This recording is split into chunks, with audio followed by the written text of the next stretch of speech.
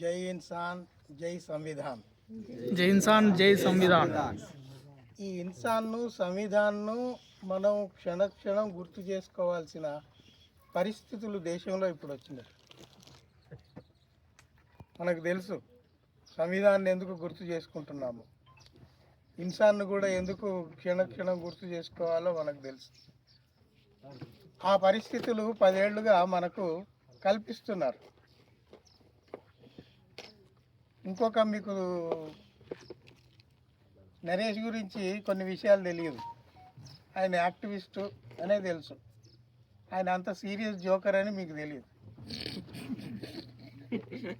Serious joker ఏంటి sir, మీరు ఆయనకి లేని అన్ని అంటగడుతున్నారు అని మీరు అనుకోవచ్చు. కానీ ఆయన నా దగ్గరికి వచ్చి కలిసినప్పుడు మనము Indian scientific teachers association start చేస్తున్నాం సార్, మీరు వచ్చి స్టార్ట్ చేయాలి, మీరు టీచింగ్లో ఉన్నారు, మీరు ప్రొఫెసర్గా చేశారు, మీరే స్టార్ట్ చేయాలంటే ఓకే డన్ అని చెప్పా. సుందరయ్య విజ్ఞాన కేంద్రంలో మన మీటింగ్ ఉంటుంది సార్ అంటే ఓకే డన్. ఏమైపోయింది, సుందరయ్య విజ్ఞాన కేంద్రం లేదు, అదొక joke. Indian scientific teachers association ఇక్కడెక్కడనుందా, లేదు, అదొక జోకు. ప్రధాన వక్త మీరే సార్ అన్నారు, సరే డన్ అన్నాను. ప్రధాన శ్రోతగా కూర్చున్నాను పొద్దున్న నుంచి. సో ఆయన చేసేటి మీరు కొంచెం గమనించాలి.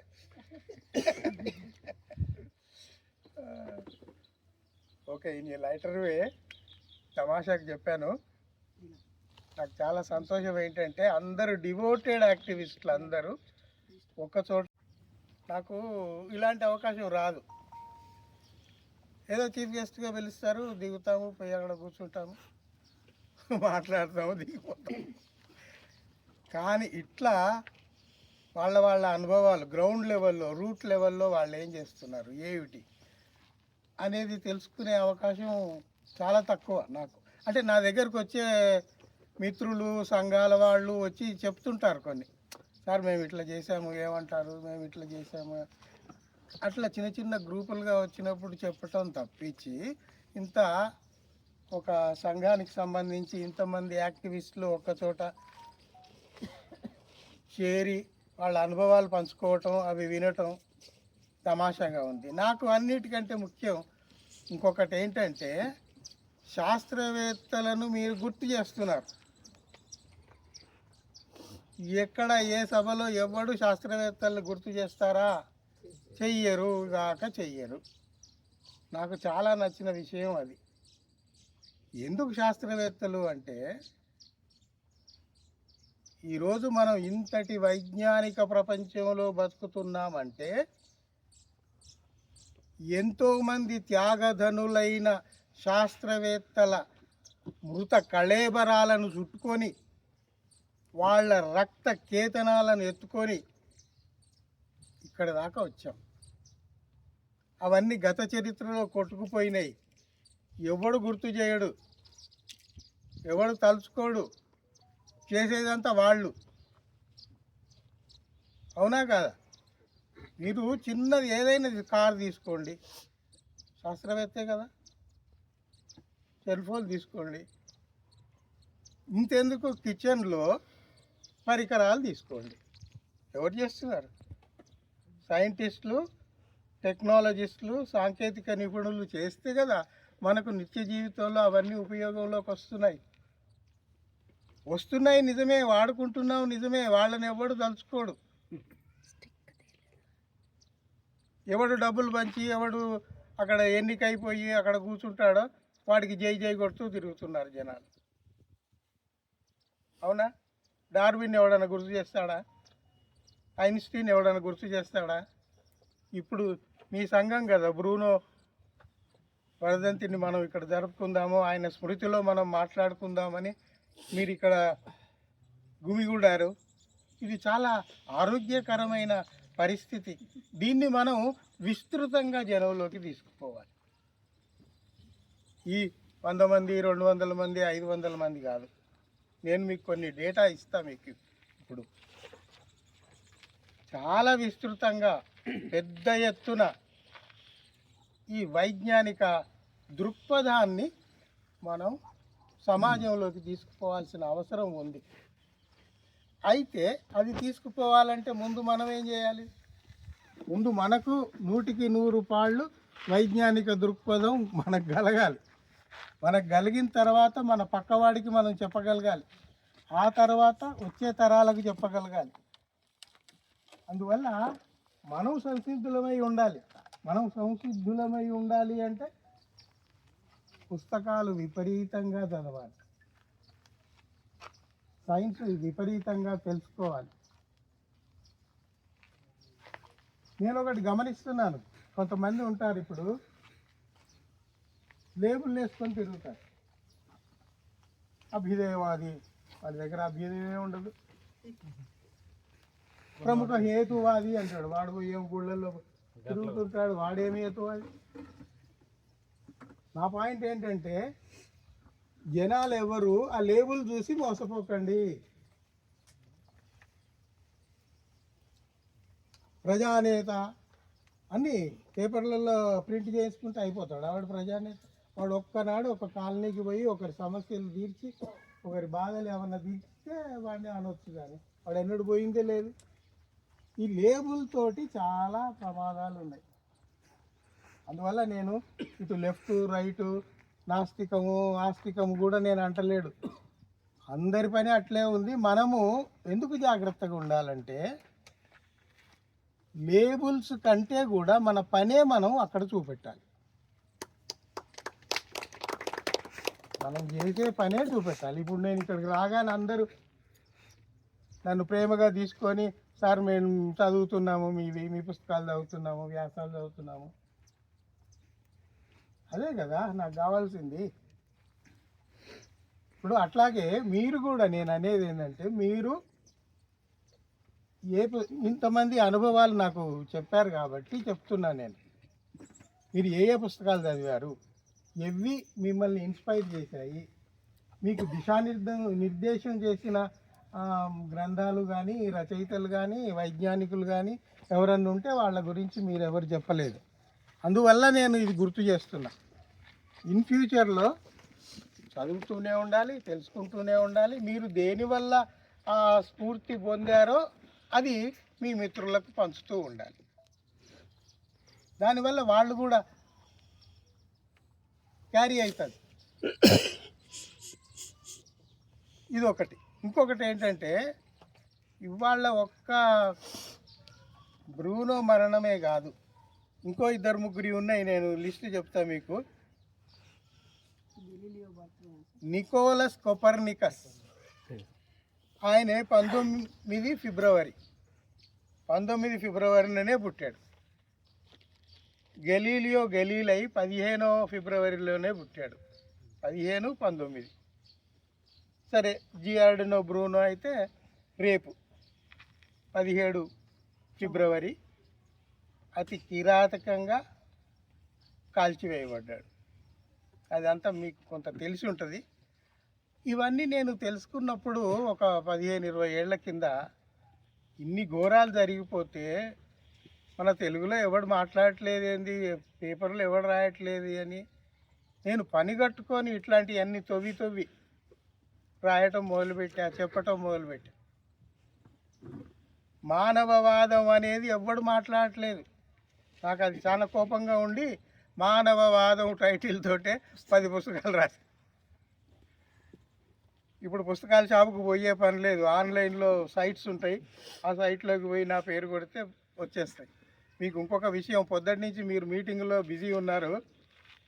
బ్రూనో మీద 2 వ్యాసాలు ఉన్నాయి ఇప్పుడు పత్రికల్లో. ఈరోజు ప్రజాశక్తిలో ఆంధ్రాలో వచ్చింది, మన తెలంగాణలో వచ్చింది. 2 చోట్ల బ్రూనో మీద విపులమైన వ్యాసాలు వచ్చాయి. ఇందాక మిత్రులు చెప్పినట్టు నేను ఆ సందర్భాన్ని ఏమి వదులుకోను, వీలైనంత వరకు దాన్ని జనాలకు గుర్తు చేస్తూనే ఉంటాయి. సత్యాన్వేషణ రోజు ఇవాళ గుర్తు చేసుకో అని, ఏ సందర్భం అయితే అది, ఏ శాస్త్రవేత్త అయితే అది, దానికి నేను కృషి చేస్తూనే ఉన్నా. నాకు ఓపిక ఉన్నంత వరకు చేస్తూనే ఉంటా. నా నా నా కోరిక ఏమిటంటే తర్వాత తరం రావాలి, మీలో నుంచి ఒక 10 మంది రచయితలు రావాలి. ఇప్పుడు ఇందాక పాట పాడాడు, అద్భుతంగా పాడాడు, బాగుంది, అర్థవంతంగా ఉంది, పాడటం కూడా బాగుంది. అట్లా గాయకులు పాడుతూనే ఉండాలి. కళాకారులు ఉన్నారు, ఇందాక రాజు గారు చెప్పారు, నటుడు ఆయన, నేను యాక్ట్ చేస్తాను అంటే మరి చేయాలి. ఆయన ఒక టీం తయారు చేయాలి. ఈ బ్రూనో మరణం మీద ఒక ఎపిసోడ్ చేసి ప్రదర్శించాలి. గెలీలియోది ఏం తక్కువనా? చీకటి గదిలో 15 ఏళ్ళు దాదాపు ఆయనను లోపలేసి టైంకి ఇంత తిండి లోపలికి పోయేది ఏమి కనబడదు. ఆ చీకటి గదిలో ఉండి ఉండి ఉండి ఏమైంది, ఆయనకు కళ్ళు పోయినాయి, గుడ్డోడు అయిపోయాడు. ఆయన పేరుని పెద్ద పెద్ద వాళ్ళు, జాన్ మిల్టన్ లాంటి ఫేమస్ పోయిట్స్, ఆయన ఒకసారి చూద్దామని వచ్చి క్యూలో అక్కడ నిలబడితే ఆయనను చూడలేడు కదా. ఫలానా ఆయన వచ్చాడు అంటే కంటి చూపు పోయింది. ఎంత పెద్దోడు వచ్చినా ఆయనకు కనబడదు, చిన్నోడు వచ్చినా కనబడదు. సో అంత దుర్భరమైన జీవితాలు భరిస్తూ కూడా వాళ్ళు అనుకున్న కొన్ని సత్యాలను నిలబెట్టడానికి ఎక్కడా రాజీ పడలేదు.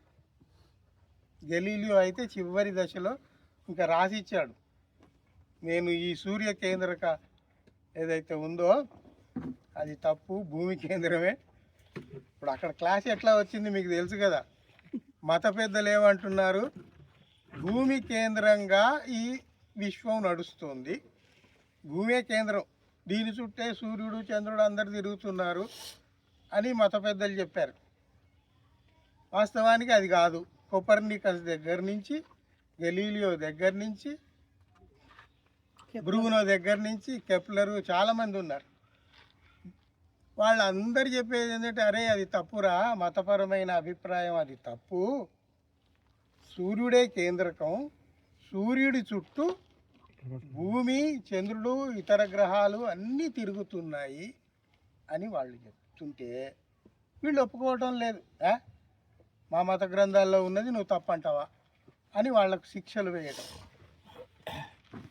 అదే జరిగింది కదా వీళ్ళందరికీ. ఈయన బ్రూనో ఆ ప్రాణత్యాగం చేసిందే చాలామందికి తెలుసు, కానీ ఆయన పెద్ద మ్యాథమెటిషియన్, గొప్ప రచయిత. ఆ రోజుల్లో ఇంగ్లాండ్ హెన్రీ III తీసుకుపోయి అక్కడ పెడితే 1 సంవత్సరంలో 3 పుస్తకాలు రాశాడు ఆడ కూర్చొని. మిమ్మల్ని మీరే అడుక్కోండి, 1 సంవత్సరంలో 3 పుస్తకాలు రాసి ఇస్తారా? మరి అంత స్పీడు, అంత దిటువుతోటి, అంత బలంగా విషయాన్ని రాయగలగటం అనేది ఎంత పెద్ద రచయిత అయితే రాయగలడు. మరి ఆయన రాసి చూపెట్టాడు. బ్రూనో చాలామందికి తెలీదు, ఈజ్ ఎ పోయెట్. బ్రూనో ఒక అద్భుతమైన కవి. మీకు చాలామందికి తెలియదేమో, సైంటిస్టులలో ఒక 50-60% కవులు ఉన్నారు, నాటకకర్తలు ఉన్నారు, కళల మీద అభిరుచి ఉన్న వాళ్ళు ఉన్నారు.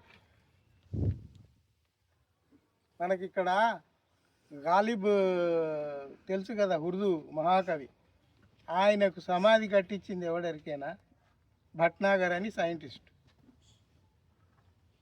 ఏంది ఈయన ఇంత పెద్ద కవి, ఇండియాలో ఈయనకు ఒక సమాధి లేదు, ఒక ప్లేస్ లేదని ఆ సైంటిస్ట్ వచ్చి సొంత డబ్బులు ఖర్చు పెట్టి ఆడ సమాధి కట్టించాడు.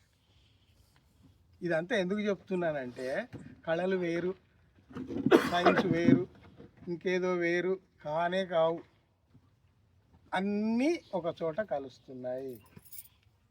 మన దారులు కొంచెం వేరుగా అనిపిస్తాయి కానీ అవన్నీ సమాహారమే మన జీవితం. You can't differentiate one and other. Bruno కవి అని ఎట్లా చెప్తారు అంటే, ఆయన మీ ఒక్కటే మాట చెప్తా ఆయన చెప్పింది, ఈ నదులు, ఈ సరస్సులు, ఈ సముద్రాలన్నీ భూమి నింపి పెట్టుకున్న పాత్రలు. భూమి వీటన్నిటిని నింపి పెట్టుకున్న పాత్రలట ఇవి, ఈ నదులు, సరస్సులు, సముద్రాలు. ఎంత పోయిటిక్గా ఉంది. మనం కనుక ఇంట్లో బకెట్లలో, చెంబులలో అన్ని పట్టుకొని పెట్టుకుంటాం, అట్లాగా భూమి పట్టుకొని పెట్టుకుందట. అసలు ఆ ఊహ, ఇంత పెద్ద విశాల విశ్వం గురించి ఆయన ఒక మాట ఎంత అద్భుతంగా చెప్పాడు. ఇంకొకటి ఏం చెప్పాడు, అంతకుముందు చెప్పిన వాళ్ళ సిద్ధాంతాన్ని, సూర్య కేంద్రక సిద్ధాంతం ఏదైతే ఉందో దాన్ని బలంగా చెప్తూ, నేను దీన్నే నమ్ముతున్నాను, మీరెవ్వరూ ఏం చెప్పినా నేను స్వీకరించట్లేదు అని నిలబడ్డాడు గట్టిగా. అయితే వాళ్ళు వచ్చి బెదిరించారు. ఇంకోటి చూడండి, గెలీలియో అయినా ఈ బ్రూనో అయినా వీళ్ళు ఏం చేశారు, వీళ్ళు అనేక దేశాలు తిరిగారు, ప్రపంచ దేశాలన్నీ చాలా తిరిగారు. వాళ్లకు గొప్ప గౌరవాలు అక్కడ అందుతూ ఉన్నాయి. గొప్ప గౌరవాలు అందుతున్నాయి కదా అని అక్కడెక్కడో సెటిల్ కావచ్చు కదా. పిచ్చోళ్ళు అయ్యి నా మాతృభూమి, నా మాతృదేశం అనుకుంటూ వెనక్కి వచ్చారు. వెనక్కి వచ్చే వరకు ఈ క్రైస్తవ మత పెద్దలు ఎవరైతే ఉన్నారో వాళ్ళు శిక్షలు వేయటం మొదలుపెట్టి చచ్చేదాకా చేశారు. గెలీలియో పని అంతే అయింది, బ్రూనో పని అంతే. బ్రూనో అయితే చెప్పాను కదా ఇందాక, ఆయన గురించి పుకారు పుట్టించారు. ఇప్పుడు ఇందాక చెప్పానా 1 ఇయర్లో ఇన్ని పుస్తకాలు రాశాడు. అద్భుతమైన లెక్కలు, గణితము అయితే ఖగోళానికి సంబంధించింది. ఇంకో గొప్ప విషయం ఏం చెప్పాడంటే, ఈ భూమి సూర్యుడే కాదురా, ఇంకా చాలా భూములు ఉన్నాయి మన చుట్టూ అని చెప్పాడు. అప్పటికైనా భూములు అన్నాడు, గ్రహాలు. ఇన్ని గ్రహాలు ఉన్నాయి అని చెప్పినవాడు ఆయన. అప్పటికి టెలిస్కోపులు లేవు, ఈ పరిశోధనాశాలలు లేవు, ఏమి లేవు. అయినా కూడా చెప్పగలిగాడు. వీడు ఏదో చెప్తుంటాడులే అని వీళ్ళు మత న్యాయస్థానాలలో వీళ్ళు ఉన్నారు కదా, వాళ్ళు పట్టించుకోలేదు. కానీ అదే నిలబడింది మరి కదా. అట్లా బ్రూనో కాంట్రిబ్యూషన్ చాలా ఉంది. ఇంకా ఆయన బాల్యంలోకి పోతే ఒక 2-3 విషయాలు మీకు గుర్తు చేస్తా. వాళ్ళ నాన్న ఒక సైనికుడు, బ్రూనో వాళ్ళ నాన్న సైనికుడు. అయితే ఏమైంది, కుర్రోడు కొంచెం పెద్దగా కాగానే స్కూల్కి పంపిస్తారు కదా, స్కూల్కి పంపించి రాయటం చదవటం రాగానే వాడిని క్రైస్తవ సన్యాసిగా మార్చేశారు. మీకు తెలుసు కదా, క్రైస్తవ సన్యాసి అంటే ఆ మతపరమైన పుస్తకాలు చదివించి వాడికి క్రైస్తవ సన్యాసిగా చేసి, తర్వాత ఏమైపోయింది, ఈ పాస్డ్ ఆల్ ద ఎగ్జామ్స్, అందులో ఉండేటి అన్నీ ఓరల్ టెస్ట్లు ఏమైనా కూడా ధీటుగా ఎదుర్కొన్నాడు. అఫీషియల్గా ప్రీస్ట్గా అపాయింట్ అయ్యాడు. బ్రూనో అఫీషియల్గా ఈజ్ ఏ ప్రీస్ట్. వాళ్ళకు బాగా మండింది ఎక్కడ అంటే, వీడు అఫీషియల్ ప్రీస్ట్, బైబిల్కు వ్యతిరేకంగా, మా అందరికి వ్యతిరేకంగా మాట్లాడుతున్నాడు. కోపం ఎక్కువ అవుతుంది కదా. ఇప్పుడు మిగతా వాళ్ళు ప్రీస్టులు కాదు, వాళ్ళు ఏదో ఉద్యోగాలు, ఏదో ప్రొఫెసర్లు చేసుకున్నాడు. గల్లీలో ఉన్నాడంటే పాఠాలు చెప్పుకున్నాడు, ఎక్కడో తిరిగాడు, ఆగిపోయి ఆయనను పట్టించుకున్న, ఆయనను కూడా చిత్రహింసలు పెట్టారు ముసలితనంలో, చెప్పాను కదా. మరి ఈయనేమో 28వ ఏట 30 ఏట ఆ మధ్యకాలంలోనే క్రైస్తవ సన్యాసిగా మారిపోయి అక్కడ ఉండే ఒక చర్చికి ఇటలీలో దానికి ఇన్ఛార్జ్ అయి కూర్చున్నాడు. ఆయనకేమో ఇష్టం లేదు. తండ్రి బలవంతంతో ఆ విధమైన చదువు చదివాడు, ఆ విధమైన సర్టిఫికేట్ తెచ్చుకున్నాడు, క్వాలిఫై అయి కూర్చున్నాడు. కానీ ఆయనకి ఇష్టం లేదు అవి చేయటం. ఆ వచ్చిన వాళ్ళందరికీ ఏం చెప్పేది, ఇగో ఇవి బైబిల్ చెప్పిన దానికి వ్యతిరేకంగా అన్నీ చెప్తున్నాడు. ఇంకా వాళ్లకు కోపాలు ఆగవు కదా. తర్వాత కొందరు పోయి బెదిరియటము, నీవు చాలా కష్టాలు అవుతాయి, అది ఇది ఏమన్నా ఇటు విని ఇటు వదిలేసి ఆయన పని ఆయన చేసుకుంటున్నాడు. ఇంకోటి ఏంటంటే, ఆయన ఏదైతే అనుకుంటున్నాడో వాటన్నిటిని గ్రంథస్థం చేస్తూ పోయాడు. పుస్తకాలు మిగులుతాయి కదా, ఆయన ఉన్నా లేకున్నా ఆ పుస్తకాలు మిగిలినాయి. గెలీలియో అయితే ఆయన అక్కడ రాయలేకపోతే ఒక జర్మన్ పబ్లిషర్ వస్తే మెల్లగా ఆ చీకటి రూమ్లో నుంచే బయటికి స్క్రిప్ట్ పంపి, అరే నువ్వు ఇది ఎక్కడన్నా పబ్లిష్ చేయపో అంటే వాడు పోయి జర్మనీలో పబ్లిష్ చేశాడు ఆయన పుస్తకాన్ని. అట్లా అంత కష్టపడాల్సి వచ్చింది. వాళ్ళు మామూలుగా జరిగిపోయే విషయాలు మామూలుగా జరగలే వాళ్ళ విషయంలో. ప్రతి చిన్నదానికి ఇంత స్ట్రగుల్ కావాల్సి వచ్చింది. సరే ఇంత అయిపోయింది, బ్రూనోని ఇక మనం భరించలేము అనుకున్నారు. అనుకొని ఏం చేశారు, అక్కడ ఇటలీలో ఒక కూడలి ఉంది, ఆ కూడళ్ళ వరకు లాక్కుపోయారు. ఎట్లా లాక్కుపోయారు, ఏమి అరవకుండా అది లేకుండా నాలికను తీగతోటి చుట్టేసి చేతులు వెనక్కి కట్టేసి తీసుకుపోయి ఆ కూడలిలో కాంపోడి అని ఒక చౌరస్తా మన భాషలో, అక్కడికి తీసుకుపోయి అదేం చౌరస్తా అంటే ఆ చుట్టుపక్కల అందరూ క్రైస్తవ సన్యాసులు ఉండే కాలనీ అది. అక్కడికే ఎందుకు తీసుకుపోయారు అంటే వీడిని మేము ఎట్లా బాధ పెడుతున్నామో వీళ్ళందరూ చూడాలి, చూసి భయపడి ఎవడు నోరు ఎత్తకూడదు. అందుకే నోరు ఎత్తకుండా నాలికకు తీగ చుట్టి చేతులు వెనక్కి కట్టి ఆయనను లాక్కుపోయి ఆ కూడలి దాకా పోయిన తర్వాత మొత్తం బట్టలు లాగేసి నగ్నంగా చేసిన తర్వాత పైన హుక్కు ఏర్పాటు చేసి ఆయనను తలకిందులుగా వేలాడదీసి చూడండి కింద మంట పెట్టి మొత్తం శరీరం కాలిపోయే వరకు ఆ మంట పెట్టి ఆయనను కాల్చేశారు, సజీవంగా కాల్చేశారు. ఇంత కిరాతకం ఎక్కడైనా మీరు చూసారా, విన్నారా, చదివారా? ఎక్కడా లేదు కదా. ఇంకా చూడండి తమాషా, అక్కడికి పోయాక చేతులు ఇప్పి నాలుకకు ఉన్న తీగ లాగేసి, బ్రూనో ఇప్పటికైనా ఒప్పుకో, నువ్వు చేస్తున్నది తప్పు అని బెదిరించారు. నేను ఒప్పుకోను, నేను అనేదే కరెక్టు, అవును నా తప్పు అయిపోయింది అంటే బతికిపోయేవాడు. కానీ ఈరోజు మనం స్మరించుకునే వాళ్ళం కాదు, అంతే తేడా. ఒప్పుకోలే, చూడు మరి చాలా కష్టం అవుతుంది అంటే ఏమన్నా కానీ అని చేతులేసి నిలబడ్డాడు.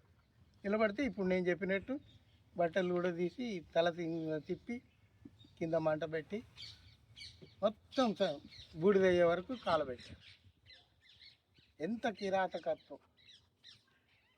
క్రైస్తవ క్రుసేడ్లు అంటాము, క్రిస్టియన్ క్రుసేడ్లు ఎంత ఘోరంగా జరిగాయి. నేను అనేది ఏంటంటే హిందూ క్రైస్తవ అని కాదు, మతం ఎప్పుడు ఇంత దుర్మార్గంగానే ఉంది, ఏ మతమైనా సరే.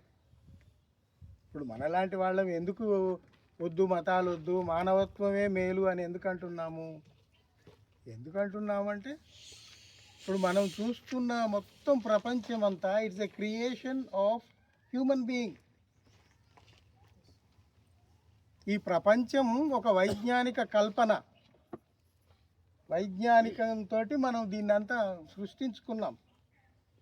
ఎవడో ఏదో వచ్చి ఏది సృష్టించాల, ఎవడో ఏదో వచ్చి మనకి ఏ గ్రంథాలు ఇవ్వాల, ఏ నాలెడ్జ్ ఇవ్వాల. ప్రతి చిన్న విషయాన్ని మనం శోధించి అన్వేషించి నేర్చుకుంటున్నాం.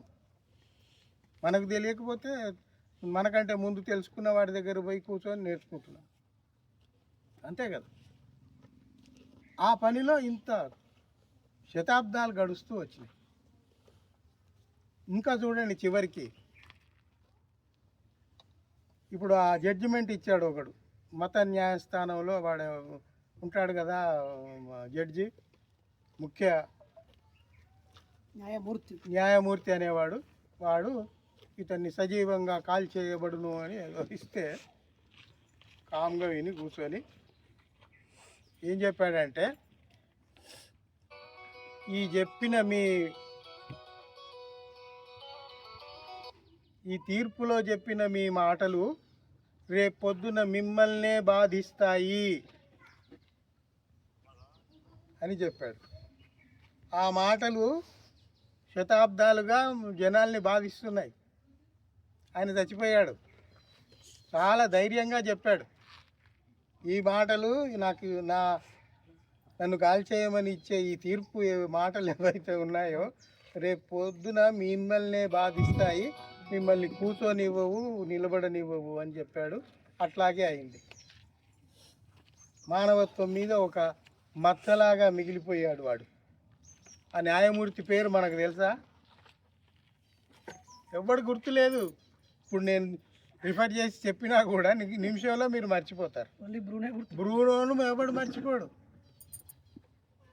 ఎందుకంటే ఆయన చేసిన త్యాగం అంత గొప్పది, మహోన్నతమైన త్యాగం చేశాడు. కాబట్టి మానవాళికి ఒక నిజాన్ని నిలబెట్టడానికి ఇంత పెద్ద త్యాగాలు చేశారు వాళ్ళు. అందువల్ల నిలబడ్డారు, ఆదర్శనీయులైపోయారు, మహనీయులైపోయారు. సో వాళ్ళ నుంచి మనము తరతరాలుగా స్ఫూర్తిని తీసుకొని ముందు తరాలకు మనం అందిస్తూ ఉండాలి.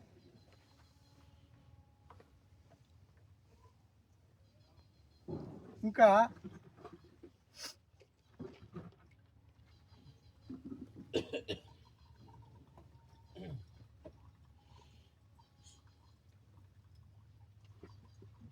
బ్రూనో గురించి ఇట్లాంటివి చాలా ఉన్నాయి. అన్ని దేశాలు తిరిగినవాడు. ఇంకొకటి, ఇంత మేధా సంపత్తి వీడికి ఎట్లా వచ్చింది? ఆ మత పెద్దలకు ఒక డౌట్ వచ్చింది. వీడేంది అంటే లెక్కలు ఇట్లా క్షణం మీద చేస్తున్నాడు, గ్రహాల గురించి చెప్తున్నాడు, పుస్తకాలు రాసేస్తున్నాడు, ఏంటిది? అప్పుడు కింగ్ హెన్రీ థర్డ్ ఉన్నాడు. ఆయనను ఆ బ్రూనోని పట్టుకురండి అంటే బ్రూనోని తీసుకుపోయాడు, కూర్చోబెట్టి ఇది సహజమైన తెలివేనా, తేటలేనా, ఏమన్నా మంత్రాలు గింత్రాలు ఉన్నాయా, ఏమన్నా ప్రేత కళలు అట్లాంటివి ఉన్నాయా? ఇక ఆయనకు దోచిందల్లా అడిగాడు. అన్నీ అడిగిన తర్వాత ఈయన ఏది లేదండి, నాకు ఆలోచన ఏది వస్తే అది చెప్తున్నాను, నా దగ్గర ఏ శక్తులు లేవు, ఏ కళలు లేవు, ఏ ప్రేత కళలు లేవు, ఏవీ లేవు, మీరు పరీక్షించుకోండి అని కూర్చో. అంటే తెలివితేటల్ని ఒప్పుకోగలిగే ఓర్పు, సహనం అది కూడా సమాజానికి లేకుండా పోయింది. ఇప్పుడు తెలివి ఉన్నది, వీడు తెలివిమంతుడు అని ఒప్పుకోవచ్చు కదా. లేదు, వాడి శక్తులన్నీ ఇంకేదో ఉంది, ఆ భూత కల్పనలు, ప్రేత కళలు ఉన్నాయా, నీ దగ్గర ఆ కళలు ఉన్నాయా అని, అంటే మానవీయమైన శక్తులు కాదు, ఇంకేదో శక్తులు ఉన్నాయి అని చెప్పటం. ఆ పిచ్చి వాళ్ళకు తెలియదు ఏంటంటే మానవ శక్తిని మించిన శక్తి ఇప్పటి వరకు పుట్టలేదు. Ultimate power is the human being. Ultimate power is human being. అందుకే కదా మనం ఇక్కడ ఉంటే, ఇక్కడి నుంచి పేలుస్తుంటే అక్కడ ఎక్కడో అమెరికాలోనో జపాన్లోనో బాంబులు వెళ్తున్నాయి రిమోట్ తోటి. సరే, అంత పెద్దదాకేందుకు, మన ఇంట్లోనే అక్కడెక్కడో గోడకుంటే మనం ఇక్కడ చిన్న బటన్ నొక్కితే టీవీ ఆన్ అవుతుందా లేదా? మరి అది ఎవడు చేశాడు? మీకు మనిషి చేశాడా, ఇంకెవడన్నా వచ్చి ఇచ్చాడా? నేను ఇందాకే చెప్పే కదా, మనం వాడే ప్రతి వస్తువు, ప్రతిదీ వైజ్ఞానిక అవగాహనతోటి తయారైంది. సాంకేతిక నిపుణులు తయారు చేసి మనకు ఇస్తున్నారు, మనం వాడుకుంటున్నాము. ప్రపంచం వైజ్ఞానికంగా ముందుకు పోయింది అంటే ఎందుకు పోయింది? వీటన్నిటి వల్ల పోయింది. ఇప్పుడు నేను చదువుకునే రోజుల్లో కంప్యూటరు లేదు, సెల్ ఫోన్ లేవు, ఏ టీవీలు కూడా లేవు, ఇంత చిన్న టీవీలు ఉండేవి. మరి ఎంత అడ్వాన్స్మెంట్ వచ్చింది ఇప్పుడు? ప్లాస్మా టీవీ పెడితే మన ఇంత పెద్ద టీవీ, మనుషులు మనం ఎంత ఉన్నామో అంత ఫిగర్ అక్కడ కనబడుతుంది. అవునా కదా? అదంతా ఎట్లా సాధ్యమవుతుంది? ఇంకోటి ఏంటంటే మనం నేను ఇందాకే చెప్పా, ఎక్కువ పుస్తకాలు చదవండి, ఎక్కువ జ్ఞానాన్ని ఆర్జించి. జ్ఞానము అంటే అన్నీ డే టు డే లైఫ్లో ఏమొస్తున్నాయి కొత్త కొత్త ఆవిష్కరణలు, వాటిని కూడా మనం తీసుకోవాలి. ఎందుకంటే మీరు ఇప్పుడు ఈ 5-6 ఏళ్ళుగా మీరు వాతావరణాన్ని చూడండి. వర్షాలు ఎప్పుడు పడాలో అప్పుడు పడట్లే. అంటే కాలగమనంలో తేడాలు వస్తున్నాయి. ఎండలు ముందే వచ్చేస్తున్నాయి. ఈ మార్పులన్నీ ఎందుకు వస్తున్నాయి? వాతావరణంలో మార్పు. వాతావరణంలో మార్పులు ఎట్లా వచ్చినాయి? అక్కడ సరే కాలుష్యం ఒక పాయింట్, అక్కడ ధృవాలలో మంచు ఏదైతే ఉందో అది పెద్ద ఎత్తున కరుగుతుంది. ఎందుకు? ఎండలకు. ఎండలు పెరిగిపోతున్నాయి. ఎండలు ఎందుకు పెరిగిపోతున్నాయి? చెట్లు తక్కువైపోయినాయి, కాంక్రీట్ జంగిల్స్ అయిపోతుంది, చెట్లు తగ్గిపోతున్నాయి, టెంపరేచర్స్ పెరిగిపోతున్నాయి. ఈ టెంపరేచర్స్ పెరిగినందువల్ల భూమి మీద ఏమవుతుంది? ధృవాలలో మంచు కరిగిపోతుంది. మంచు కరిగినందువల్ల ఏమైపోతుంది? ఉధృతంగా వరదలు, వాగులు వచ్చేస్తున్నాయి, కొట్టుకుపోతున్నాయి. మీరు టీవీ తెరలలో చూసుంటారు కదా, ఆ మధ్య అమెరికాలోనే పెద్ద పెద్ద వరదలు వచ్చి కొట్టుకుపోతుంది. దుబాయ్లో ఒక్కొక్క చోట. ఎందుకు? ఇదివరకు అట్లా జరిగేది కాదు, ఇప్పుడే జరుగుతున్నాయి. ఎందుకు అంటే ఇన్ని కారణాలు. ఎన్విరాన్మెంట్ అది గతి తప్పింది. ఆ గతి తప్పడానికి ఎవరు కారణం? మళ్ళీ వీళ్ళే, మనిషే. అంటే నేను అనేది ఏంటంటే మంచి చేసినా వీడే, చెడు చేసుకున్నా వీడే. మీకు ఒక చిన్న ఇన్సిడెంట్ చెప్తాను. విశాఖపట్నంలో సముద్రం ఉంది కదా, ఆ సముద్రంలో లోపల ఈది అందులో పడేసిన ప్లాస్టిక్ సంచులు, కప్పులు ఇవన్నీ తోడుకొని వచ్చారు ఒక 20 మంది యువకులు పని కట్టుకొని. ఎందుకు అంటే సముద్రాల్ని మనం నాశనం చేసుకోకూడదు కదా. సముద్రాల్ని నాశనం చేసుకుంటే ఏమవుతుంది? దాని ఫలితాలు మనకు ఇంకో రకంగా ఉంటాయి. అందువల్ల 20 మంది యువకులు కలిసి ఆ స్విమ్మింగ్ అది చేసుకొని లోపలికి పోయి ఆ ఉన్న ప్లాస్టిక్ని అంతా తెచ్చి పోస్తే టన్నులు టన్నులు ప్లాస్టిక్ ఒడ్డు మీద పడింది. ఇదే సైన్. అంటే ప్రమాదానికి అదొక సూచన. అందుకే నేను బయట దేశాలలో చూశాను, అక్కడ బోర్డు ఉంటుంది బీచ్లలో. ఏం బోర్డు అంటే behave like animals. Behave like animals అంటే animal never use plastic. Plastic ఆడినా కూడా అది తీసుకుపోయి సముద్రంలో వేయదు. అది ఆడ కనబడితే కప్పో ఏదో కనబడితే కాసేపు ఆడుకుంటుందేమో, ఆడ పడేసిపోతుంది. కానీ అది తీసుకుపోయి సముద్రంలో మాత్రం వేయదు. ఏ జంతువు వేయదు. వేసే జంతువు ఎవడు? అందువల్ల ప్రమాదాలకు వీడే కారణం. పరిశోధనలకు, కొత్త కొత్త ఆవిష్కరణలకు మళ్ళీ వీడే కారణం. అందువల్ల మనం బ్యాలెన్స్డ్గా ఉండటం నేర్చుకోవాలి.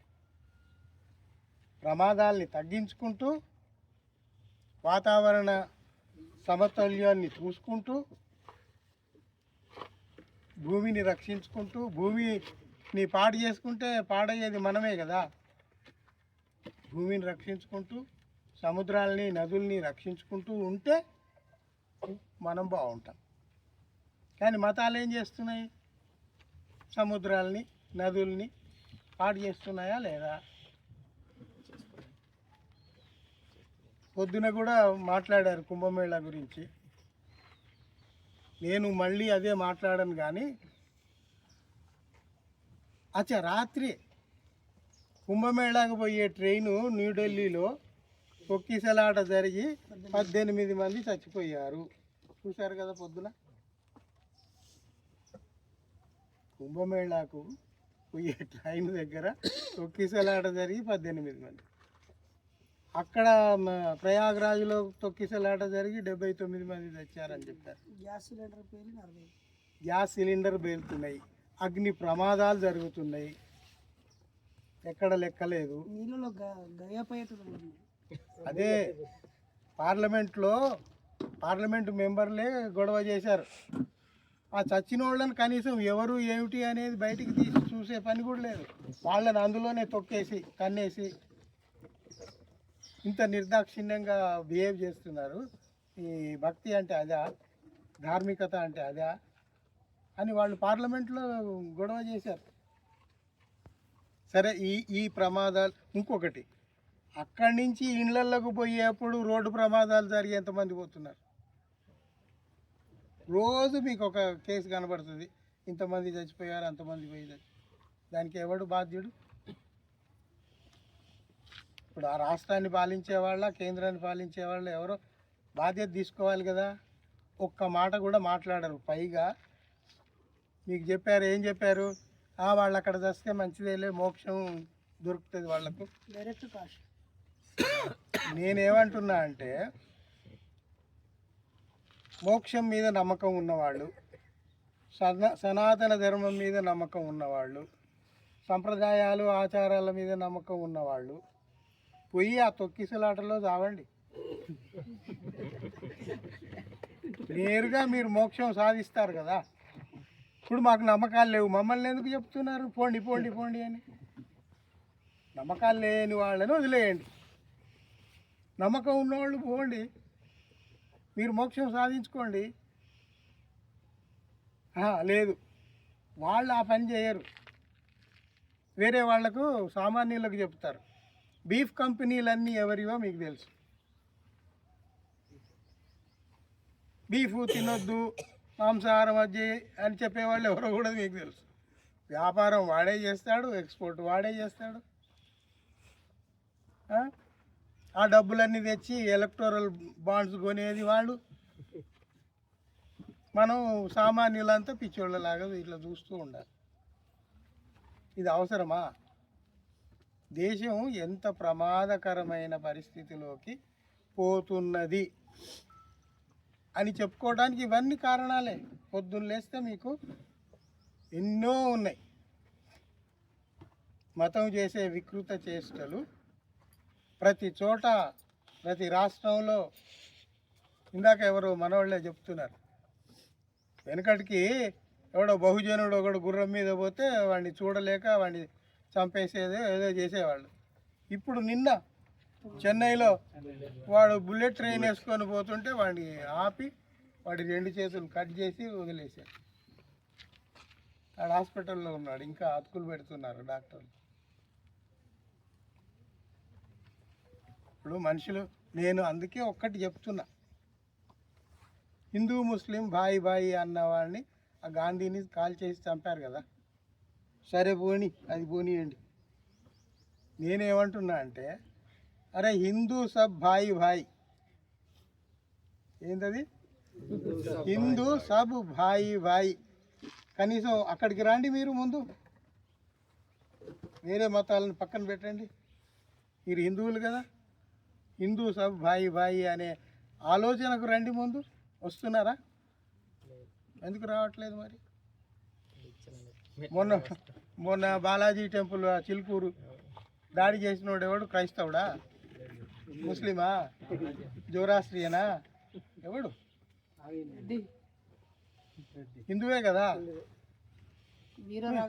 మీ మీ మీ దాంట్లోనే మరి ఇన్ని విభజనలు పెట్టుకొని ఒక సమైక్యత లేక మళ్ళీ ఏమో నినాదాలు ఇస్తారు, హిందువులంతా మా బంధువులు. ఎక్కడ బంధువులు? వాడు బుల్లెట్ పోతే వాడి చేతుల్లో కట్ చేసిరి. మన దాడి చేస్తే అందులో ఏమన్నా ఉందా? ధార్మికత ఉందా? భక్తి ఉందా? బెదిరించి డబ్బు లాగడానికి కదా మీరు పోయింది. ఇంకా అందులో ఏముంది? అందువల్ల ఇట్లాంటి వికృతమైన చేష్టలు దేశవ్యాప్తంగా ఎందుకు జరుగుతున్నాయి 10 ఏళ్ల నుంచి? ఎందుకు అంటే వీళ్ళు హిందూ దేశ్ బనాయింగే, హిందూ దేశ్ బనాయింగే. నేను అనేది ముందు హిందూ సబ్ బాయి బాయి గాండి, తర్వాత హిందూ దేశ్ అనేది తర్వాత చూద్దాం. మీరే కొట్లాడుకుంటున్నారు, మీరే అనుకుంటున్నారు, ఐకమత్యం లేదు. మీ దాంట్లోనే ఒకడు పైన ఉండాలి, ఒకడు మధ్యలో ఉండాలి, ఒకడు కింద ఉండాలి, ఒకడు రోడ్డు మీద ఉండాలి, ఇంట్లోకి కూడా రావద్దు. ఇన్ని విభజనలు పెట్టుకొని ఎట్లా బంధువులు అవుతారు? ఇప్పుడు ఒక విషయం ఏంటి తెలుసా? మనుధర్మ శాస్త్రం కానీ, రామాయణ మహాభారతాలు కానీ ఆస్తికులు ఎవరు చదవట్లే, మనలాంటి నాస్తికులు ఎక్కువ చదువుతున్నారు. ఎందుకు చదువుతున్నారంటే అసలు అందులో ఏముందో తెలుసుకున్నాం. ఇప్పుడు మనం మాట్లాడాలంటే మనకు ముందు తెలిసి ఉండాలి కదా, ముందు తెలుసుకొని అప్పుడు మాట్లాడదామని మొత్తం వీళ్ళు తిరగదోడుతున్నారు మొత్తం విషయాన్ని అంతా.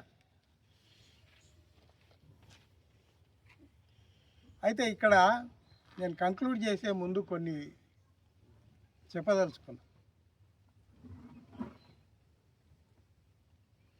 ఇప్పుడు తాతలు పాటించారు అని తండ్రులు, తండ్రులు పాటించారు అని కొడుకులు, కొడుకులు పాటించారు అని మనవలు, అవే ఆచారాలు, అవే పద్ధతులు, అవే వాడికి ఇష్టం ఉన్నా లేకున్నా పాటిస్తున్నారు. నేను అనేది ఏంటంటే మీలాంటి సమూహం, ఎంఎన్ఎస్ గ్రూప్ కానీ ఇంకెవరైనా కానీ మీరు పోయి ఈ ఆచారాలకు మూలం ఏమిటి ఆడి నుంచి చెప్పుకుంటారండి. పండగలు, దీపావళి పండుగ ఎందుకు వచ్చింది? వాడు చెప్పే కథ కాదు, అసలు ఒరిజినల్ దీపావళి కథ దేనివల్ల వచ్చింది? ఒరిజినల్గా దశహరా నుంచి వచ్చింది. ఆ దశహరా ఏమిటి, ఎందుకు, అవి తెలుసుకొని మనం జనంలోకి పోయి చెప్తూ ఉంటే మారుతుంది పరిస్థితి. మనం బ్రాహ్మణిజానికి వ్యతిరేకంగా మాట్లాడినంత మాత్రాన బ్రాహ్మణులకు ఇప్పుడున్న సమకాలీనంలో ఉన్న బ్రాహ్మణ సమాజానికి వ్యతిరేకం కాదు. వాళ్ళందరూ మన మిత్రులే, వాళ్ళందరూ మనకు మనుషులే, వాళ్ళందరూ గౌరవనీయులే. అయితే కొన్ని విషయాలు నిక్కచ్చిగా తేల్చుకోవడానికి, మాట్లాడుకోవడానికి మాత్రమే మనం ఇవి మాట్లాడుతున్నాం. చెప్పండి. మీటింగ్లో ఉన్నాము సార్, మాట వింటున్నాము.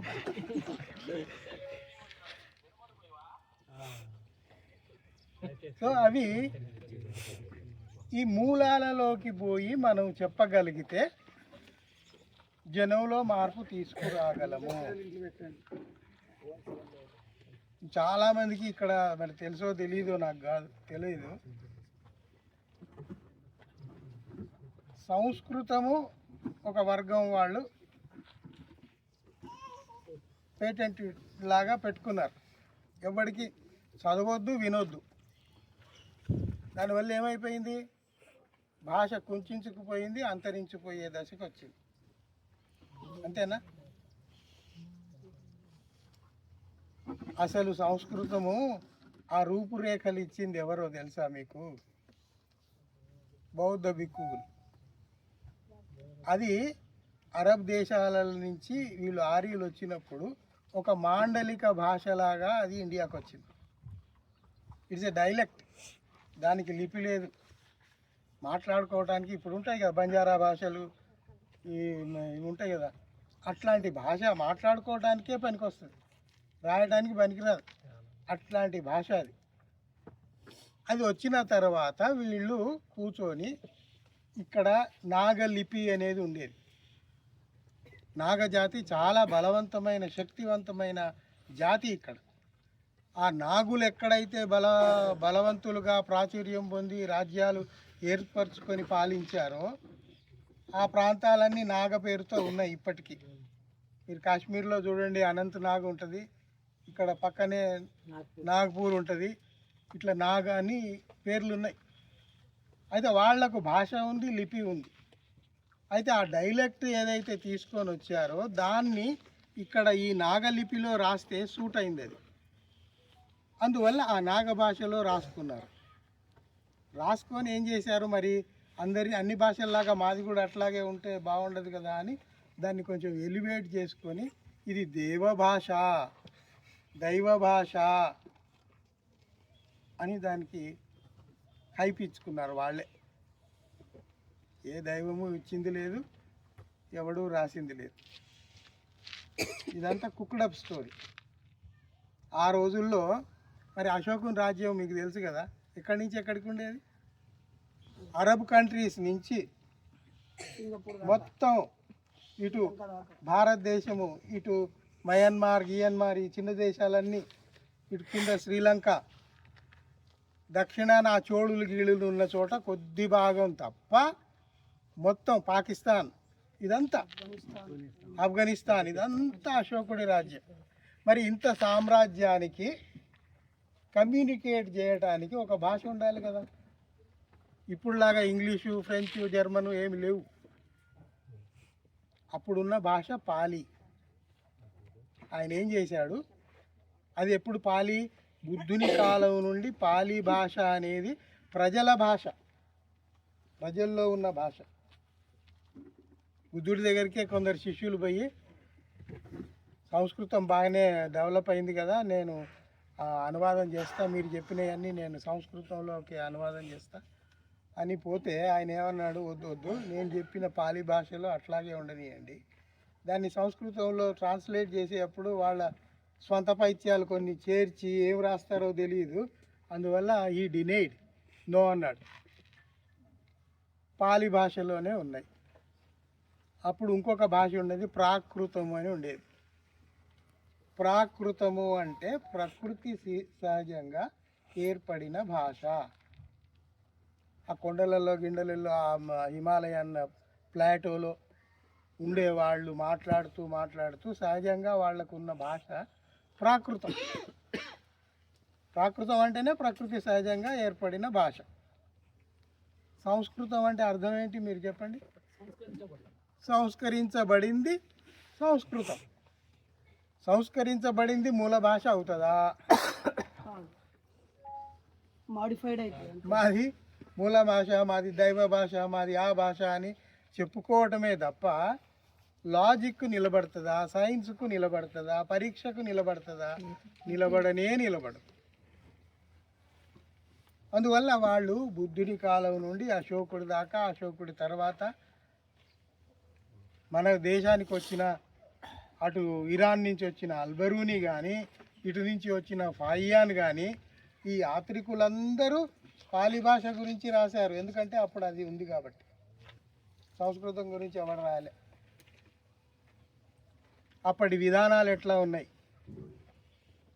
ఇంకొకటి, అశోకుడు ఏం చేశాడంటే విస్తృతంగా 84,000 స్తూపాలు వేయించాడు దేశవ్యాప్తంగా. వేయించి ప్రతి దగ్గర ఒక శిలాఫలకం చెక్కించాడు. ఆ శిలాఫలకంలో రాసిన ఇన్స్ట్రక్షన్స్ ఏవైతే ఉన్నాయో ప్రజలకు,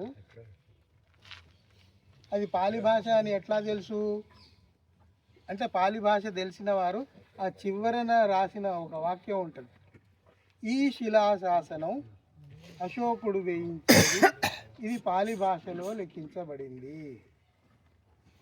దేవానాం ప్రియదర్శి.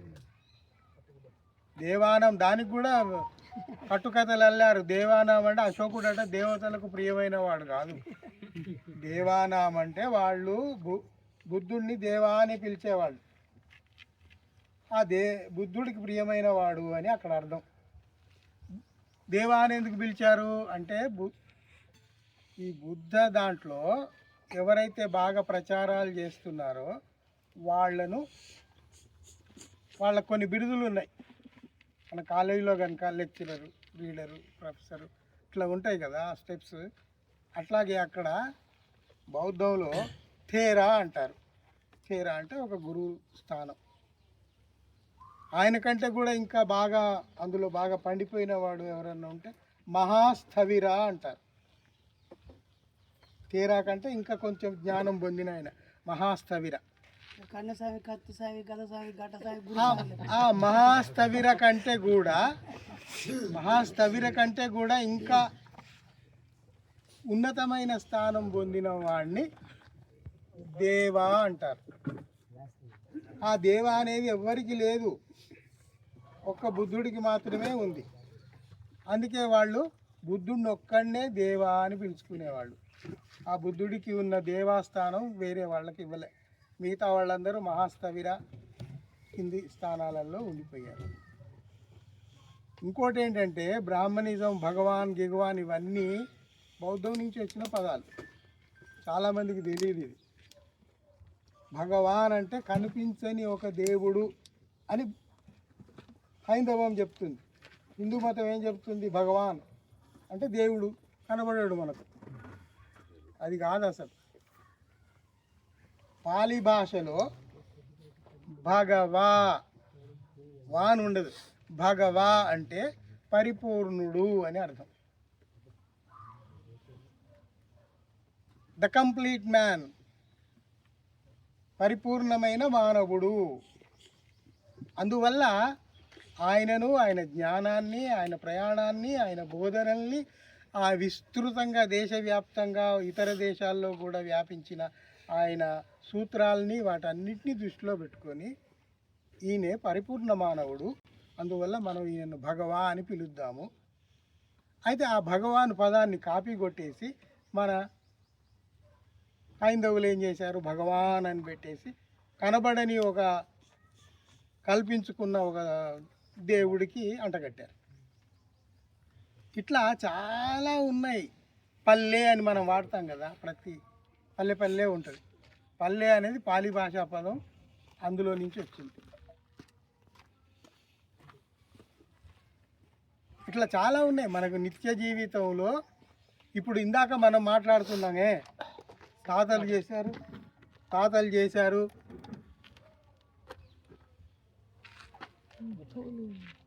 చల్లగా ఉన్నాయి. అందుకే జై ఇన్సాన్, జై ఇన్సాన్, జై భీమ్, జై భీమ్, జై భీమ్, జై భీమ్. మీ నినాదాలు కూడా పాటల్లాగా. అసలు ఎవరు నిద్రపోవట్లేదు, కునుకు కూడా తీయట్లేదు. ఇంకా కమిటెడ్ ఉన్నారు సార్. అంత కమిటెడ్, జాగ్రత్తగా చూస్తున్నారు.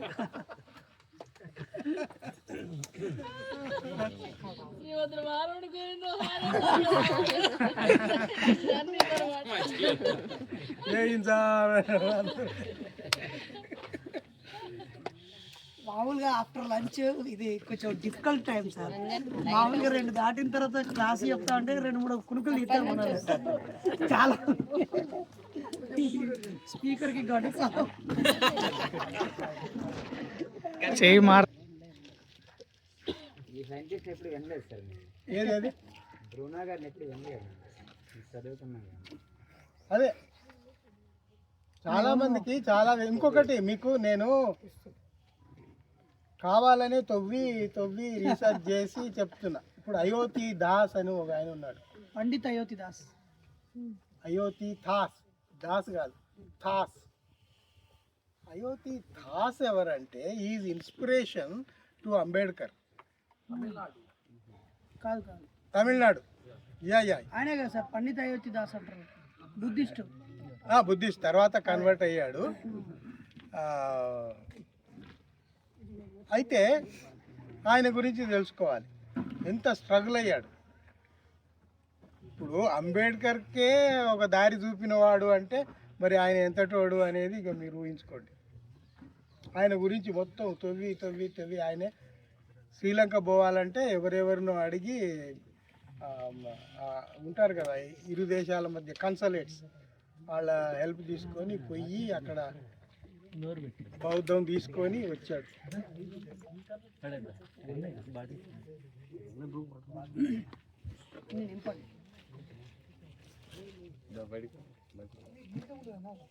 ఇప్పుడు ముందుకెళ్దాం, లేదు అంత బాధ ఎవరు కుర్చీ పట్టుకొని అది పోతే అయిపోతుంది. తమిళనాడు పార్లమెంట్లో అసెంబ్లీలో యోజన వ్యవస్థ కావాలంటే అది అది మొత్తం తవ్వి దాన్ని తీసి రాసి ఇవన్నీ చేసింది నేనే.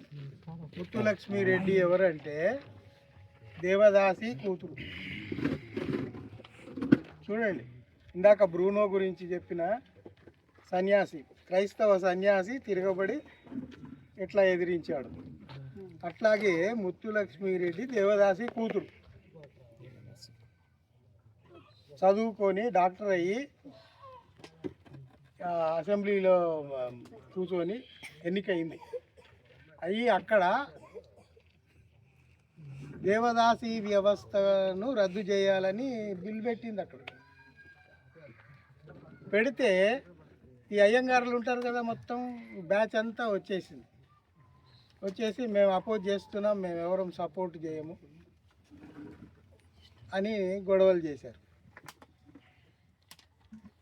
ఎట్లా పాస్ చేస్తారు ఈ బిల్లు, అది ఇది అంటే అప్పుడు ఆమె లేచి చివరిగా ఒక మాట ఏం చెప్పిందంటే, అయ్యా ఇన్ని శతాబ్దాలుగా మా నిమ్న జాతుల వాళ్ళము దేవాలయాలకు అంకితమైపోయి దేవదాసీలుగా మా బతుకులు బజారుపాలు చేసుకున్నాము, చాలు,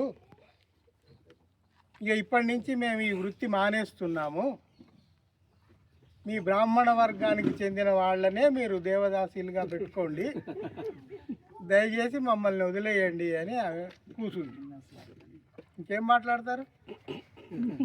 ఇక రద్దన్న చేయాల్సిందే, లేకపోతే వాళ్ళ బిడ్డలను చేయాలి. బిల్లు పాస్ చేశారు, వీడియో కూడా పెట్టినట్టు సార్. బిల్లు పాస్ చేశారు. అందుకే నోరు మూసుకొని బిల్లు అంటే ఆ దేవదాసి అనేది ఒక్కొక్క ప్రాంతంలో ఒక్కొక్క పేరుతో ఉంది.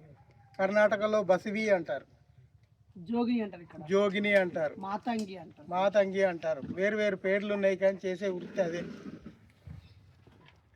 ఆమె ఆ మాట అసెంబ్లీలో అన్న తర్వాత ఆ బిల్లు పాస్ అయింది, అది చట్టం అయింది. తర్వాత క్రమంగా అంతరించిపోయింది.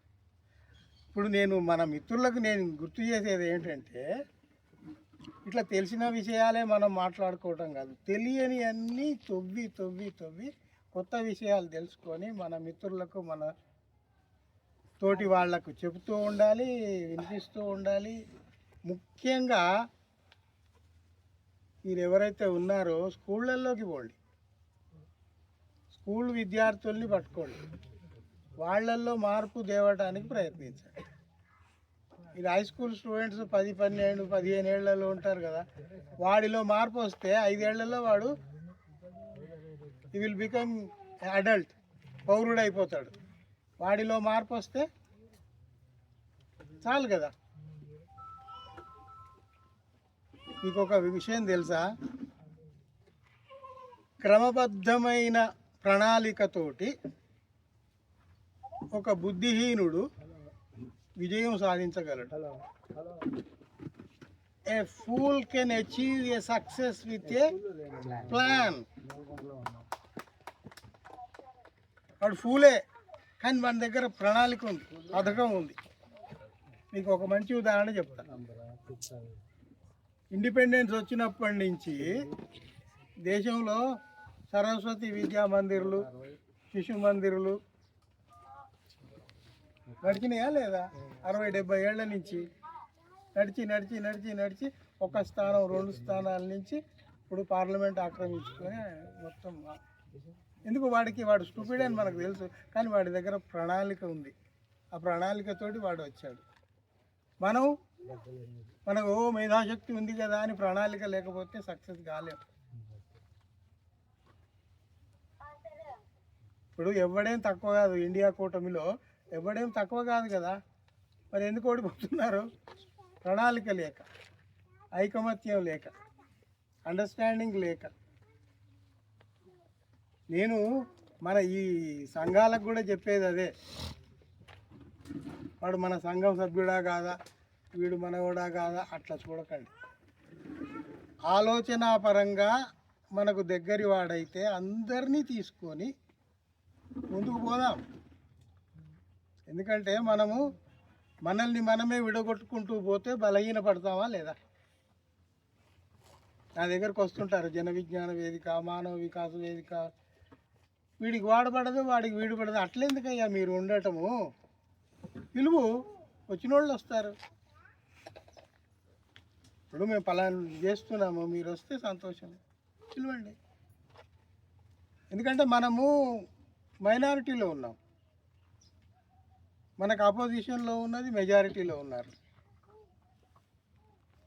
మనం ఎంత ఆత్మవిశ్వాసంతో ఉన్నా కూడా ఒక్కోసారి బలం కూడా అవసరం. బలం అవసరమా లేదా? అవసరము అంటే మనలాంటి ఆలోచన ఉన్న ఇతర సంఘాల వారిని, ఇతర మిత్రులను, ఇతర గ్రూపులను మనం దగ్గరికి చేసుకొని వాళ్ళ సహాయ సహకారాలు కూడా తీసుకొని మనం పోతేనే మనం ఇంకా ఎక్కువ సాధించగలము అని నా నమ్మకం. చూస్తున్నాం కదా, నేషనల్ లెవెల్లోనే చూస్తున్నాము. ఇండియా కూటమి ఎంత అద్భుతంగా పెట్టారు, ఇండియా పేరు కూడా బాగుంది. వాడు ఎన్డీఏకు వీడికి ఆపోజిట్గా ఇండియా పెట్టాడు, బాగుంది అనుకున్నాం.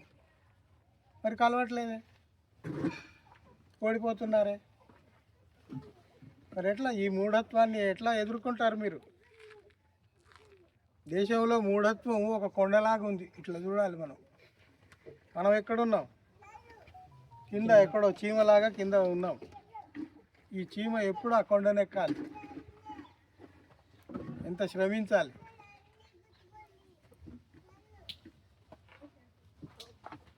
ఎంత బలం పెంచుకోవాలి, అది నేను చెప్తున్నా.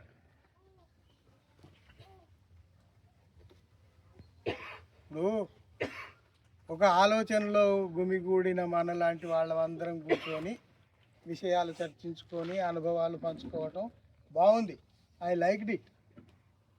కానీ ఇది సరిపోదు. ఎందుకు సరిపోదు అంటే మనం అందరం ఒక ఆలోచన విధానానికి వచ్చి ఉన్నాం. మనం ఇప్పుడు ఏం చేయాలి?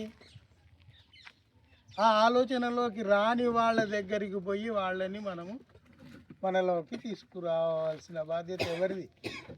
మనదే. అందువల్ల మనం కూర్చొని మనమే డిస్కస్ చేసుకున్నందువల్ల ఒకరి ద్వారా ఒకరు మనం ఇన్స్పైర్ అవుతాం, అంతవరకే. కానీ మనం చేయాల్సిన కర్తవ్యం ఏముంది? యంగ్స్టర్స్ దగ్గరికి పోవాలి, వాళ్లకు హేతువాదానికి సంబంధించి, సైన్స్కు సంబంధించిన విషయాలు వాళ్ళతో చదివిస్తుండాలి, మనం కొన్ని చదివి చెప్తుండాలి. అదొక నిరంతర ప్రక్రియ, ఇది ఒక నాటికి అయిపోయేది కాదు. అమ్మ ఇంత చేసాము ఇక అయిపోయింది అని చేతులు దుడుపుకుంటే కాదు కదా. మరీ ముఖ్యంగా ప్రభుత్వాలు ఇంత అలసత్వంతో ఉన్నప్పుడు, ఇంత స్వార్థ ప్రయోజనాల కోసం వాళ్ళు పాటుపడుతున్నప్పుడు మనం ఏం చేయాలి? ఇప్పుడు నీతి ఉండటం లేదు జనంలో, ఇన్ జనరల్గా చెప్తున్నా నేను. నీతిమంతంగా ఉందామని ఎంతమంది ఉంటున్నారు? నిజాయితీగా పనిచేద్దామని ఎంతమంది ఉంటున్నారు? అవి కదా కావాల్సింది. నీతి నిజాయితీ లేక నిబద్ధత, కమిట్మెంట్, ఇవి లేకుండా మనం ఎన్ని మాట్లాడినా ఎంత చేసినా కంఠశోషే కదా. వీటిని మనం జనంలో ఎట్లా పెంచగలము? ముఖ్యంగా మన తర్వాత తరాన్ని ఎట్లా అట్రాక్ట్ చేయగలము, వాళ్లను మన ఆలోచన విధానంలోకి ఎట్లా తీసుకురాగలము అనేది మనమే ఆలోచించుకొని నిర్ణయాలు తీసుకొని కొన్ని చేయాల్సిన అవసరం ఉంది. ఇప్పుడు ఇందులో ఉపాధ్యాయులు ఉంటే వాళ్ళ మీద ఇంకా ఎక్కువ బాధ్యత ఉంది. ఎందుకంటే వేరే వాళ్ళకంటే ఉపాధ్యాయులకు సులువు. వాళ్ళ క్లాసులో ఈజీగా 30-40 మంది పిల్లలు దొరికిపోతారు. వేరే ఏదో ఎలక్ట్రిసిటీ డిపార్ట్మెంట్, ఇంకో డిపార్ట్మెంట్లో క్లర్క్, యూడీసీ ఏదో ఉద్యోగం చేసుకునేవాడికి ఆ ఛాన్స్ రాదు. అట్లా ఉండి కూడా చేసేవాళ్ళు ఉన్నారు, అది వేరే విషయం. కానీ అతి సులభంగా ఉపాధ్యాయులైన వాళ్లకు వీళ్ళు దొరుకుతారు.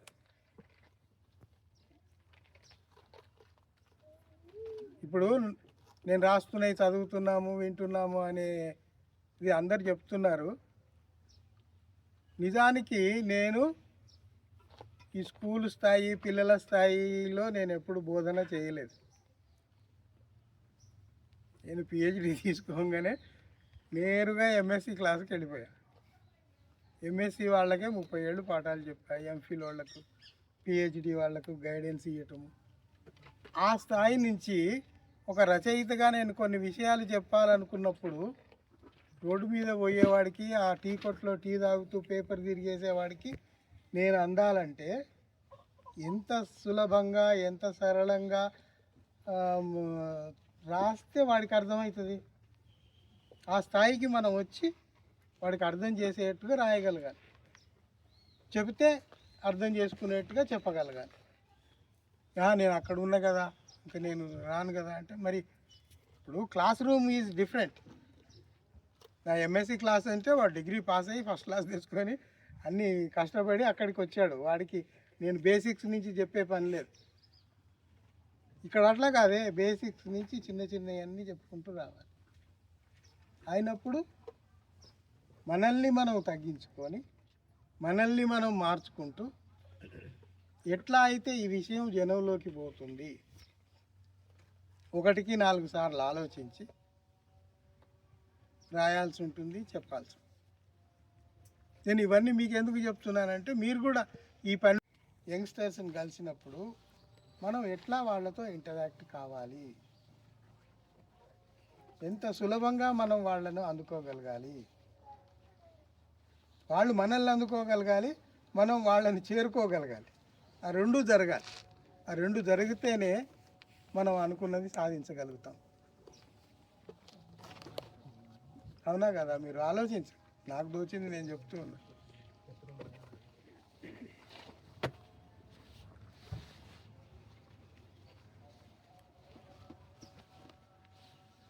ఇప్పుడు బేసిక్గా చాలామందికి తెలియదేమో, వేరే దేశాలలో హైలీ పెయిడ్ ప్రొఫెషన్, ఎక్కువ జీతం దొరికే ఉద్యోగము టీచర్. ఇక్కడేమో వాడిని ఎక్కడో కింద పడేస్తారు. అన్ని విధ పనికిరాని పనులన్నీ ఆ టీచర్లతో చేపిస్తారు. నేను కింద టీచర్ కమ్యూనిటీ గురించి మాట్లాడుతున్నాను. మా యూనివర్సిటీ లెవెల్కి ఎవడు రాడు, మమ్మల్ని ఎవడు కదిలియలేదు. ఆ అనుభవాలు అక్కడ నాకేం దొరకలేదు. కానీ చెప్తున్నా, నేను చూస్తున్నా కదా. ఎలక్షన్ వచ్చిందంటే వీడే, ఏదో సర్వే అంటే మళ్ళీ వీడే. అన్నిటికీ వీళ్ళని ఉపయోగించుకోవటమే తప్ప ఇచ్చే దగ్గర ఇంక్రిమెంట్ ఇచ్చే దగ్గర గొడవే, డిఏ ఇచ్చే దగ్గర గొడవే, జీతాలు ఇచ్చే దగ్గర కూడా గొడవే, ప్రమోషన్ ఇచ్చే దగ్గర గొడవలే. నిజానికి ఇంత హై పాపులేషన్ ఉన్న ఈ దేశంలో టీచర్లకు సరైన విలువ ఇచ్చి సరైన పద్ధతిలో వాళ్ళని చూసుకుంటే, వాళ్ళతో సరైన పని తీసుకుంటే, వాడు క్లాస్లో బోధించే పని వదిలిపెట్టి మీ రోడ్డు ఎక్కి ఆ సర్వేలు చేయండి అవన్నీ చేయండి, it is not the way.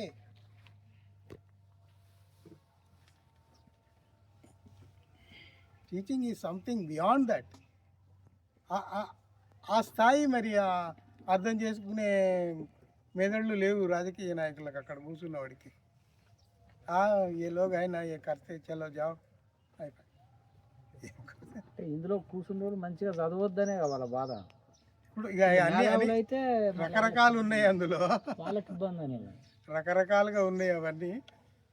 వాళ్ళ పిల్లలు పోరు, వాళ్ళకు డిస్కషన్ వాళ్ళ ఇప్పుడు అధికారంలో ఉన్న నాయకుల పిల్లలందరూ ఆక్స్ఫర్డ్లో, కేంబ్రిడ్జ్లో, కొలంబియాలో చదువుతున్నారు.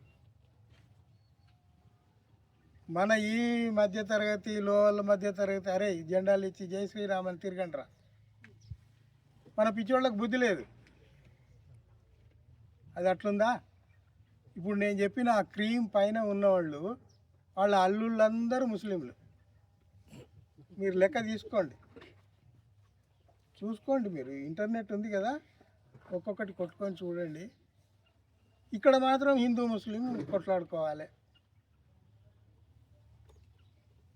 ఆర్ఎస్ఎస్ కార్యకర్తలే ముస్లిం వేషాలు వేసుకొని చేయరాని దురాగతాలన్నీ చేసి వీడియోలు తీసి నీకు నాకు పంపుతారు కదా.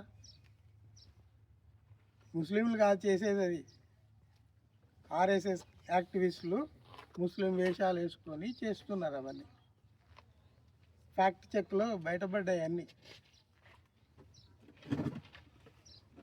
నేను టైం ఉంటే ఇంటర్నేషనల్ ఛానల్స్, నేషనల్ ఛానల్స్ తిరిగేస్తుంటా. అందులో ఫ్యాక్ట్ చెక్లో వచ్చినవే మీకు చెప్తున్నాను. నేను నా సొంత పైత్యం ఏం కాదు ఇది.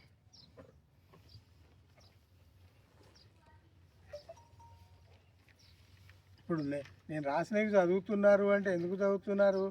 డే టు డే లైఫ్లో జరుగుతున్నాయన్నీ నేను తీసుకొని దేశంలో ఇట్లా జరుగుతున్నాయిరా అని చెప్తున్నా అంతే. I'm only A carrier. నేను సొంత నా ఓన్ పోయిటరీ కాదు కదా.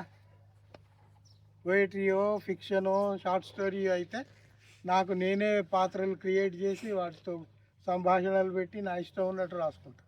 అది కాదు ఇది. These are the facts. అయితే ఆ ఫ్యాక్ట్స్ను జనాలకు అర్థమయ్యేట్టుగా సులభంగా రాయటం అనేది కొంత ప్రాక్టీస్ చేయాలి. నేను మన ఎంఎన్ఎస్ గ్రూప్కి కూడా నేను చెప్పేది అదే. ఆ ప్రోగ్రాంలో ఉండండి. ఇప్పుడు ఈరోజు ఈ మీటింగ్ అయింది, తర్వాత రేపటి నుంచి పుస్తకాలు చదవండి. నేను ప్రతి చోట రాసిన చోట నేను కొన్ని పుస్తకాల పేర్లు చెప్తూ ఉంటాను, ఇస్తూ ఉంటాను. అవి వెతికి మీరు కూడా చదవండి. లేదు మాకు లేని సౌకర్యం ఇప్పుడు మీ అందరికి వచ్చింది, ఇంటర్నెట్ వచ్చింది కాబట్టి బోలెడు సైట్స్ ఉంటాయి. అందులోకి పోయి ఒక్కొక్కటి తీస్తే మీకు అద్భుతమైన విషయాలు ఉంటాయి. అయితే అవి కూడా మార్ఫింగ్ చేసి విషయాలు మార్చి రాసేవాళ్ళు కూడా ఉన్నారు. ఎందుకంటే వాళ్ళు ఒక 4500 మంది సాఫ్ట్వేర్ ఇంజనీర్లను పెట్టుకొని ఫేక్ వీడియోస్, ఫేక్ న్యూస్ చేసి, ఇది పార్లమెంట్లో చర్చకు వస్తే పార్లమెంట్ సభ్యులు చెప్పిందే నేను మీకు చెప్తున్నా. సమాజ్వాదీ పార్టీ, కాంగ్రెస్ పార్టీ, రాహుల్ గాంధీ వీళ్ళంతా మీకు ఇంతమంది సాఫ్ట్వేర్ ఇంజనీర్లు ఎందుకు అవసరము, ఇన్ని వేల వీడియోలు ఎందుకు అవసరము, ఎందుకు దేశాన్ని ఇట్లా చేస్తున్నారు అని వాళ్ళు క్వశ్చన్ చేస్తే దానికి జవాబు చెప్పలేదు ఎవడు.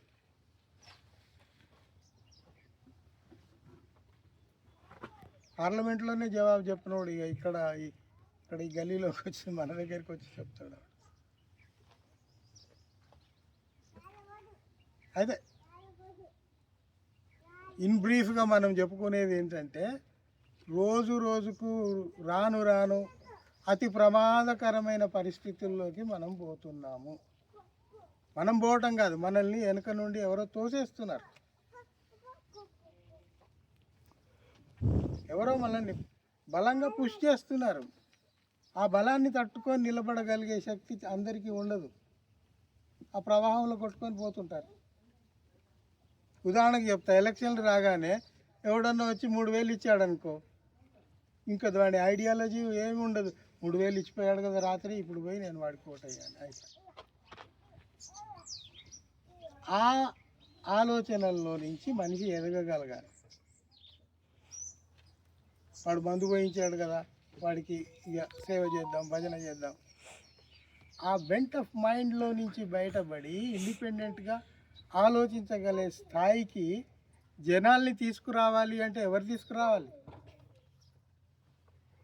మీలాంటి కార్యకర్తలే జనంలో తిరగాలి, డోర్ టు డోర్ విషయాలు ఏంటో తెలుసుకోవాలి.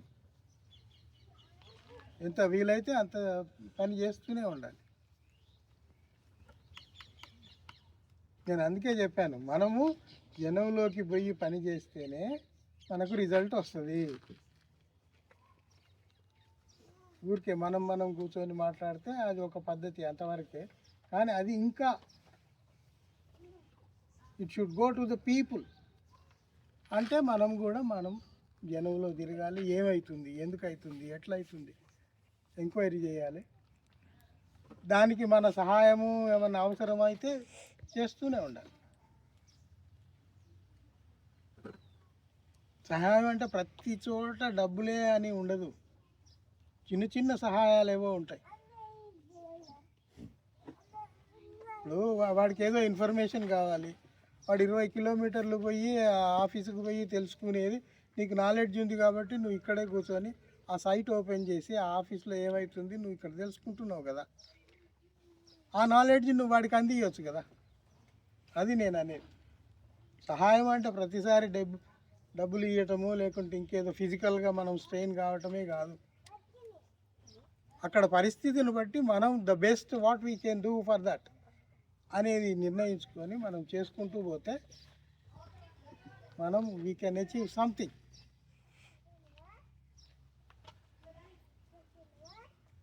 I think I have taken much of your time. Shall we take a question answer for 10 minutes? Oh yes, welcome.